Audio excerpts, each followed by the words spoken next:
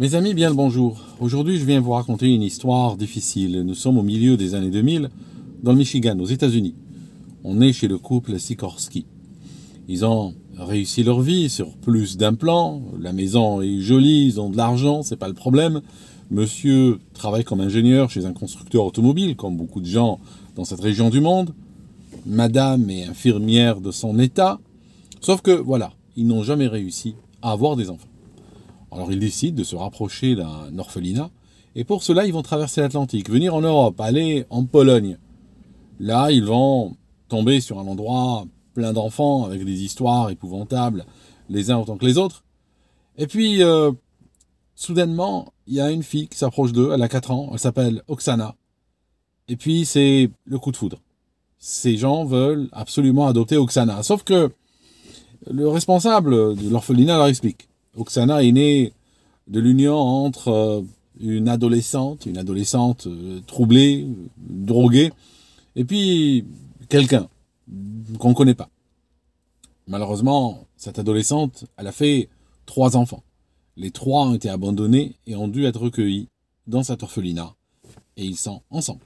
Donc, les parents, enfin les futurs parents, n'ont pas envie de séparer ces enfants. Ils décident de les adopter tous les 3. Ils vont donc se lancer dans un marathon administratif qui va durer à peu près 2 ans. Et là, Oksana a 6 ans, c'est l'aînée de la fratrie.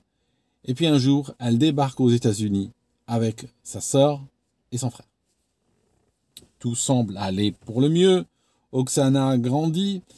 Et au fur et à mesure qu'elle prend des années, on va découvrir chez elle des troubles. Chaque fois que ses parents l'emmènent chez un médecin, ils vont revenir avec un nouveau diagnostic. Du ADD, de l'AHD, du PTSD. Ils vont découvrir énormément de choses en elle. Il faut savoir que, de nos jours, vous savez, le patron d'Apple a dit cette semaine qu'il faut chaque année acheter un nouvel iPhone. Eh ben, c'est pareil dans toutes les professions. Et les psys n'y échappent pas. Chaque fois qu'ils vont voir un patient, ben, ils vont rajouter un certain nombre de lettres sur son dossier parce que, tout simplement, ils sont payés pour. Néanmoins, dans le cas d'Oksana, je ne pense pas que les praticiens ont abusé. Effectivement, c'est une gamine qui n'a pas complètement toute sa tête. Il faut savoir une chose, même si le sujet est délicat, eh bien, certains enfants qui viennent d'institutions comme cet orphelinat, eh bien, ils ont eu des parents. Par exemple, dans le cas de cette fille, sa maman était une adolescente qui était probablement sous divers types de médicaments. Elle consommait aussi des drogues, peut-être aussi de l'alcool, tout ça. Et donc, forcément, elle a consommé cela même lorsqu'elle était enceinte. Et ceci a un impact sur le développement du fœtus et peut avoir un impact aussi sur le développement de l'enfant plus tard. Oksana a maintenant 14 ans. Elle est sur Facebook et elle va rencontrer un gars qui dit avoir 18 ans. En fait, il n'en a pas 18, il en a 23. Il a 23 et c'est un type bizarre. Il a déjà fait de la prison, il a déjà été arrêté, il consomme des drogues, il s'est bagarré, il a agressé du monde. Le type n'est pas vraiment fréquentable et en plus il n'a pas 18 ans, il en a 23. Ils vont commencer à dialoguer sur Facebook et puis au bout d'un moment, elle va commencer à le fréquenter, elle va sortir avec lui. Les parents ne le savent pas à ce stade, mais ils finiront par le découvrir. Alors quand ils le découvrent, bien sûr, on imagine l'épouvante qui a dû régner à la maison. Ils veulent absolument qu'elle se débarrasse de lui, ils veulent qu'elle cesse de le fréquenter, ils vont saisir son téléphone, enquêter et finalement aller chez la police. La police ouvre un dossier, bien entendu, mais le gars n'est pas inquiété. C'était effectivement une occasion perdue pour empêcher ce qui va suivre. Par la suite, le gars continue quand même à chatter en cachette avec Oksana, et puis va naître un plan dans leur tête. Le plan, en fait, c'est le suivant. Il lui dit qu'elle doit tuer sa famille. Donc, sa sœur, son frère, ses parents. Et puis, comme ça, il n'y aura plus rien. Il n'y aura aucun obstacle à leur amour. Ils pourront être ensemble, ils pourront fuir, et puis refaire leur vie. Aussi simplement. Alors, nous sommes en octobre 2014, une nuit. 2 heures du matin, Oksana va se réveiller. Elle va se réveiller, elle va l'informer qu'elle est prête à passer à l'acte. Et puis lui, il l'encourage. Lui est dehors. Il est prêt à la prendre pour partir ensemble. Il l'attend dans une voiture à l'extérieur. Et puis, il sait qu'une fois que le travail sera fait, ils partiront et ils reprendront leur vie.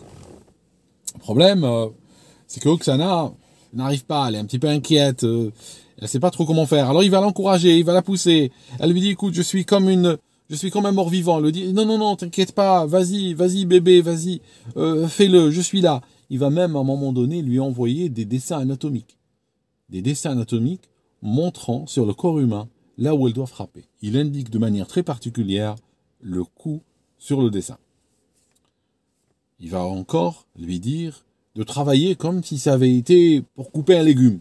Il lui dit, voilà, tu fais comme si c'était un légume, et puis ça passera comme une lettre à la poste. Sur ce, alors que tout le monde dort dans la famille, eh bien, cette fille extrêmement troublée va aller dans la cuisine, à pas de loup, comme on dit. Elle va prendre un couteau, le plus grand qu'elle va trouver, une feuille de boucher, littéralement. Et puis elle est à pied d'œuvre, alors que tout le monde dort. À un moment donné, elle rentre dans la chambre de son frère, il a 12 ans à ce stade, elle en a 14. Donc, elle rentre dans la chambre, elle compte mentalement jusqu'à 3, et elle l'attaque.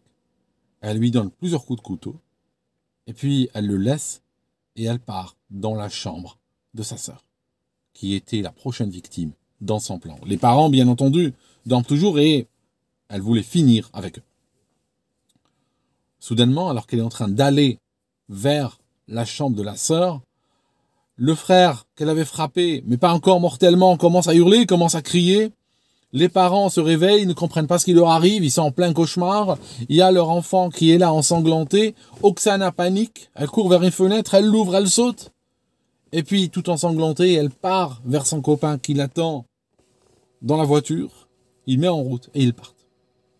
Une ambulance est appelée, la police débarque. L'enfant est opéré dans la nuit. Le lendemain, son pronostic vital n'est plus engagé. Elle a failli le tuer, elle avait frappé pour tuer, il avait reçu plusieurs coups au niveau du thorax et du cou et de la tête. Donc, elle était là pour tuer, elle n'a pas fait semblant. Sauf que, dans le cas précis, elle l'a raté. Il faut savoir une chose, cette fille, quand on regarde sa fiche dans le département des corrections, qui dépend du ministère de la Justice, indique qu'elle fait aujourd'hui 1m49 et elle pèse 39 kg. À l'époque de ce crime, elle devait probablement tourner autour des 1m42 et peut-être vers les 35 kg. On est en train de parler d'une fille extrêmement maigre. On a littéralement que le cadre et la sonnette. Donc, une fois que la police arrive, ils vont pourchasser cette fille et cet homme et ils vont les trouver. Ils ont été à Détroit pour se cacher et puis ça n'a pas été très difficile de les localiser et puis ils se retrouvent les deux aux arrêts. Alors le ministère public est tellement choqué par l'horreur du crime parce qu'un enfant a été attaqué, que le crime concernait quand même plusieurs personnes, une famille entière a failli être décimée.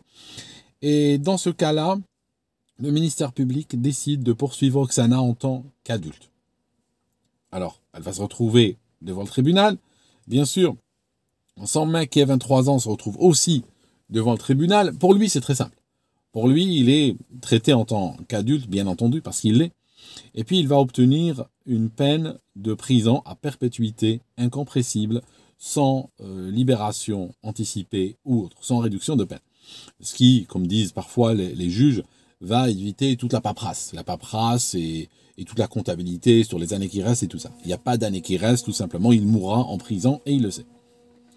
Pour Oksana, va commencer une bataille judiciaire parce qu'elle est traitée, même si elle a 15 ans au moment du procès, elle est traitée en tant qu'adulte. Donc, ses parents vont payer une avocate. Ils vont prendre une des meilleures avocates de la région et ils vont lui donner une provision de 30 000 $. L'avocate commence à la défendre, quand soudainement le juge n'est pas très content de cette histoire. Il va leur dire « Je n'ai jamais vu de ma vie un prévenu payer l'avocat pour son assaillant.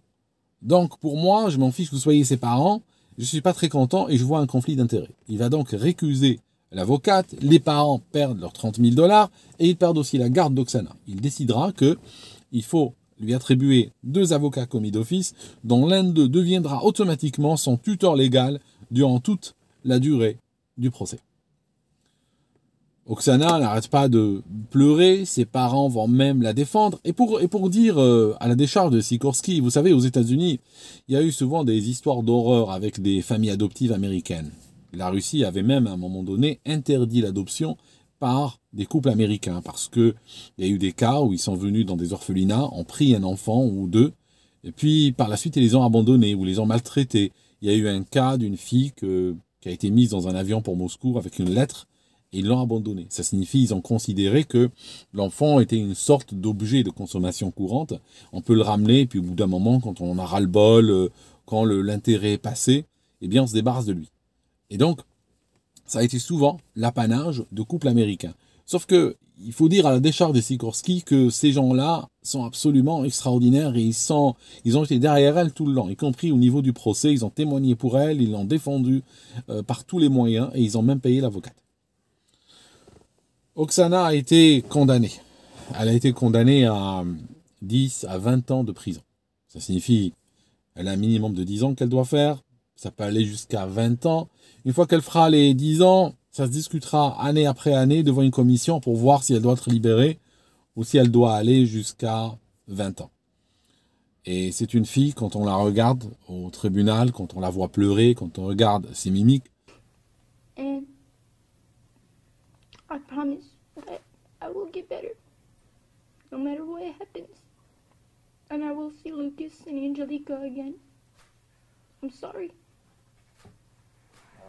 on réalise que c'est peut-être pas en prison qu'elle doit aller. On réalise que c'est une détraquée qui doit plutôt aller dans une institution, qu'elle doit être enfermée, effectivement.